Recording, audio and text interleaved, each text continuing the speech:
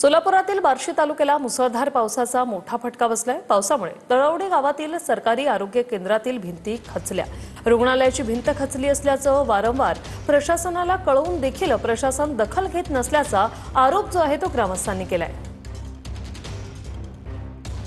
बार्शी तालुक्यातील वैरागमधील तडवळे गावामध्ये आरोग्य केंद्राची जी आहे ती दुरवस्था झाल्याचं पाहायला मिळते। खरं तर मुसळधार पाऊस जो आहे तो या भागामध्ये झालेला आहे। गेल्या खरं तर 8 ते 10 दिवसांपासून पाऊस सुरू आहे।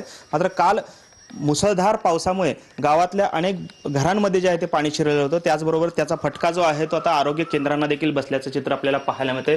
आपण पाहतोय खरं तर हे बार्शीतील तडवळे गावातलं आरोग्य केंद्र आहे आणि या आरोग्य केंद्राची ही दुरवस्था झाल्याचं पाहायला मिळते। पाण्यामुळे या ठिकाणी ह्या हॉस्पिटलच्या भिंती ज्या आहेत त्या खचल्याचं चित्र पाहायला मिळते।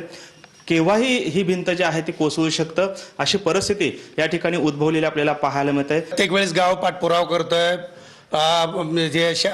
जे अधिकारी आहेत ते पाठपुरावा करतात, परंतु प्रशासनाचं दुर्लक्ष असल्यामुळं या ठिकाणची जी परिस्थिती आहे सुधारलेली नाही आहे।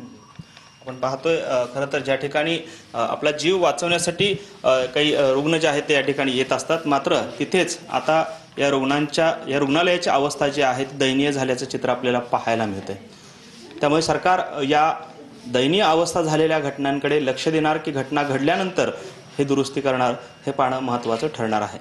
कॅमेरामॅन सचिनसह सागर सुरवसे, TV9 मराठी, तडवळे, बार्शी, सोलापूर।